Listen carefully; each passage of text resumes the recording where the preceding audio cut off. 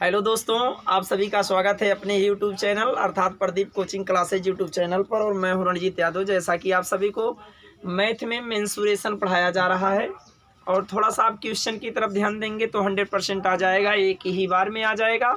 केवल थोड़ा सा ध्यान दीजिए क्वेश्चन पर। क्वेश्चन आपको दिया गया बाबू, यदि किसी बेलन का वक्र पृष्ठ 110 वर्ग सेंटीमीटर तथा ऊंचाई दे दिया गया 5 सेंटीमीटर है, तो उस बेलन की हमें त्रिज्या ज्ञात करनी है। जैसा कि आप सभी को पता है त्रिज्या प्रदर्शित की जाती है आर से, तो हमें त्रिज्या ज्ञात करना है। पहले क्वेश्चन में देखेंगे दिया क्या है, बेलन का वक्र पृष्ठ। तो थोड़ा सा आप ध्यान दीजिएगा, बेलन का वक्र पृष्ठ अर्थात आप सबको सूत्र बताया गया था और सूत्र आपको याद भी था, 2 पाई आर एच होता है। बेलन के वक्र पृष्ठ का सूत्र 2 पाई आर एच होता है, जो हमें दिया गया है 110 वर्ग सेंटीमीटर। और बेलन की ऊंचाई प्रदर्शित की जाती बाबू एच से, एच बराबर दिया गया हम सबको 5 सेंटीमीटर। तो त्रिज्या ज्ञात करना है, थोड़ा सा ध्यान दीजिए। इधर आपको दिया गया 2 पाई आर एच बराबर 110 वर्ग सेंटीमीटर। तो बाबू 2 गुणे पाई का मान 22/7 गुणे आर का मान हमें पता नहीं है, एच के स्थान पे एच का मान 5 लिख सकते हैं, बराबर दिया गया आपको 110। थोड़ा सा ध्यान दीजिए, 22 एकन्नन 22 और 22 पंजे 110 और 5 से 5 हो गया बाबू कैंसिल। यहाँ 2 और यहाँ पर बचा आर, अर्थात 2r/7 बराबर इधर बचा 1/1 करके आप त्रिज्या का गुणा कर देंगे। तो इस कंडीशन में आपको मिलेगा बाबू, तो इधर देखिएगा थोड़ा सा, आपको मिल गया 2r बराबर हो जाएगा 7, r बराबर मिल जाएगा बाबू 7/2। तो r बराबर 2 तिहाई 6, 6 1 7। अगर दशमलव बढ़ा देंगे तो 1 0 बढ़ जाएगा अर्थात 10 हो जाएगा। और 2 5 10, इस अवस्था में आपको त्रिज्या निकल जाएगा 3.5 सेंटीमीटर, या r बराबर आप बता सकते हैं बाबू 7/2 सेंटीमीटर। यही आपका आंसर है।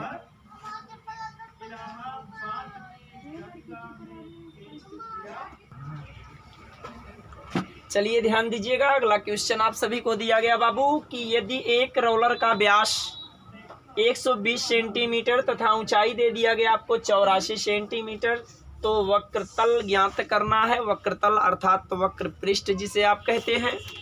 और क्वेश्चन में दिया गया बाबू व्यास, आप सभी को पता है कि व्यास का आधा जो होता है वह त्रिज्या होता है, अर्थात इस कंडीशन में हमें डी का मान, व्यास किससे प्रदर्शित की जाती है, डी से। डी का मान दे दिया गया 120 सेंटीमीटर, जबकि हमको त्रिज्या निकालना है क्योंकि सूत्र में त्रिज्या है आर। तो आप सभी लोग जानते हैं कि व्यास का आधा जो होता है वह त्रिज्या होता है, और व्यास 120 है, आधा कर देंगे तो त्रिज्या आ जाएगा, अर्थात 60 सेंटीमीटर ये निकल गया त्रिज्या। और जबकि क्वेश्चन में हमको ऊंचाई दिया गया, ऊंचाई प्रदर्शित की जाती है एच से, एच बराबर हम लोगों को दिया गया बाबू 84 सेंटीमीटर। अब हमें वक्रतल ज्ञात करना है जिसे आप वक्र पृष्ठ कहते हैं। तो थोड़ा सा ध्यान दीजिएगा, वक्रतल बराबर सूत्र होता है बाबू 2 पाई आर एच। तो इस कंडीशन में मिलेगा 2 पाई आर एच बराबर, यहाँ लिख सकते हैं बाबू 2 गुणे पाई का मान 22/7 गुणे आर का मान 60 और गुणे ऊंचाई के स्थान पे 84। तो 7 एकन्नन 7 और 12 सते 84। इस कंडीशन में थोड़ा सा ध्यान दीजिएगा, इधर हो जाएगा 22 दूना 44 गुणे 60 गुणे हो जाएगा 72। डायरेक्ट आप गुणा नहीं कर पाए तो कोई बात नहीं, इस कंडीशन में आपको मिल जाएगा भैया। अब पहले आप इसमें गुणा कर लीजिए, 6 का 4 में गुणा कर देंगे तो बाबू हो जाएगा 6 चौके 24 के 4 हासिल 2। फिर 6 का 4 में गुणा करेंगे तो 6 चौके 24, 24 और 2 हो जाएगा 26। 1 0 है तो 1 0 बढ़ा देंगे, और गुणा 12 है तो 12 कर लीजिए, 12 से गुणा कर देंगे। इधर हो जाएगा बाबू 12 शून्य 0, 12 चौका 48 के 8 हासिल 4 हो जाएगा, और 12 छक 72, 72 में 4 जोड़ेंगे तो 76 हो जाएगा, हासिल 7, और 12 दूनी 24, 24 में 7 जोड़ेंगे तो 31 आ जाएगा। अर्थात इस कंडीशन में हम सबको वक्रतल या वक्रपृष्ठ निकल गया बाबू 31,680 वर्ग सेंटीमीटर। यही ज्ञात करना था बाबू।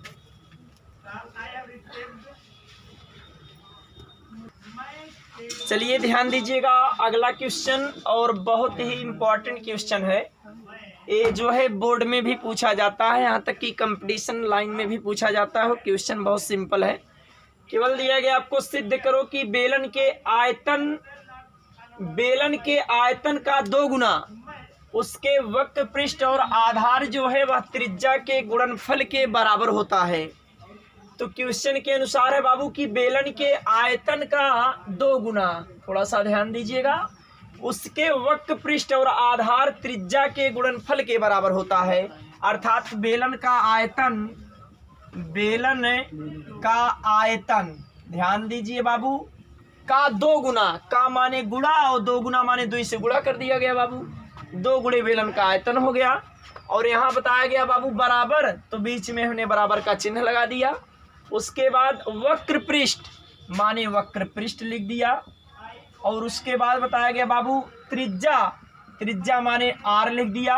और गुणनफल माने गुणा हो गया। और बराबर ऑलरेडी आपको दिखा, ठीक ना भैया।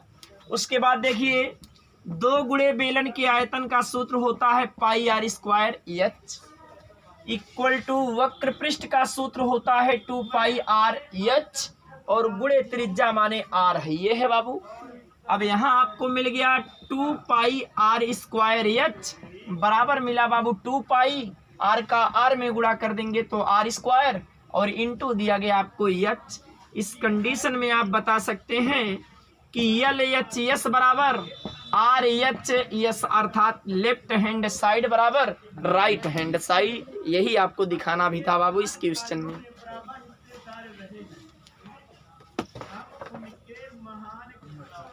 देखिए आपको अगला क्वेश्चन दिया गया बाबू, सबसे सुंदर सवाल है, लाजवाब सवाल है, जिसे आप हैंडसम भी कह सकते हैं। यदि 2 बेलनों की त्रिज्याओं में अनुपात दिया गया बाबू 2:3, जबकि आप सभी को पता है कि त्रिज्या प्रदर्शित की जाती है r से, और जब त्रिज्याओं में अनुपात दिया गया है तो कहने का मतलब R1:R2 बराबर हम सबको दे दिया गया है 2:3 क्वेश्चन में दिया गया है। और अनुपात माने होता है बटा या भाग। इस कंडीशन में इसको लिख सकते हैं आप R1/R2 बराबर लिख सकते हैं बाबू 2/3, अर्थात R1 का मान 2 और R2 का मान 3। और बताया गया उनकी ऊंचाइयों में अनुपात, जबकि ऊंचाई प्रदर्शित की जाती है h से, और ऊंचाइयों में अनुपात जब दिया है तो हम मान सकते हैं H1:H2 या H1:H2। तो इस कंडीशन में H1:H2 बराबर हम सबको दे दिया गया बाबू 5:3। तो भैया H1/H2 बराबर हो जाएगा 5/3। अब देखिए आयतनों का अनुपात ज्ञात करना है, थोड़ा सा ध्यान दीजिए। केवल आयतनों का अनुपात सूत्र क्या हो जाएगा बाबू, पाई R1² H1, क्योंकि त्रिज्या और ऊंचाई दोनों का अनुपात दिया गया है। अनुपात माने बटा हो गया, और इधर हो जाएगा पाई R2² H2। ये बाबू पाई से पाई कैंसिल। अब इसको हम सब लोग लिख सकते हैं R1/R2 का होल स्क्वायर और गुणे H1/H2। बस यही न बचा भैया, मान रख दीजिए। R1/R2 के स्थान पे हम लिख सकते हैं 2/3, हो गया 2/3 का वर्ग, और गुणा है तो गुणा। H1/H2 के स्थान पे हम सब लिख सकते हैं बाबू 5/3। तो इस कंडीशन में इधर देखिए 2 का वर्ग कर देंगे 4, 3 का वर्ग कर देंगे 9, और गुणे 5 बटा दिया गया बाबू 3। 30 कंडीशन में मिल जाएगा 5 चौक 20 और बटा 9 त्रिक 27। इस कंडीशन में हम लोग इसे लिख सकते हैं 20:27, अर्थात उनके आयतनों का अनुपात आ जाएगा बाबू 20:27। आपको मिला बाबू 2 का वर्ग कर देंगे 4 हो जाएगा, 3 का वर्ग कर देंगे 9 हो जाएगा, गुणा आपको दिया गया 5/3। इसको आप लिख सकते हैं 5 चौक 20, नीचे 9 त्रिक 27, अर्थात मिल जाएगा 20/27। और इसी को अनुपात को आप रेशियो में व्यक्त करेंगे तो हो जाएगा 20:27। तो हो सकता है कि आपको उधर दिखाई ना देता हो, तो यहाँ लिख दिया जा रहा है बाबू। इसी को आप लिख सकते हैं 20:27, अर्थात उनके आयतनों का अनुपात आ जाएगा 20:27। और उम्मीद करते हैं कि आप सभी लोगों को समझ में आ गया होगा। अगर थोड़ा सा भी कहीं पर किसी भी प्रकार की दिक्कत होगी तो आप जो है अपनी समस्या को कमेंट बॉक्स की सहायता से हम तक पहुंचा सकते हैं और आपकी समस्या का समाधान हम निश्चित तौर पे करेंगे। यदि यह वीडियो आपको समझ में आया हो, सवाल समझ में आया हो, तो आप वीडियो को लाइक कीजिएगा, चैनल को सब्सक्राइब कीजिएगा, प्लस अपने मित्रों में शेयर जरूर कीजिएगा। और साथ साथ आपको बताया गया आप अपने इच्छा के अनुसार कमेंट बॉक्स में जाकर बेधड़क कमेंट कर सकते हैं। धन्यवाद।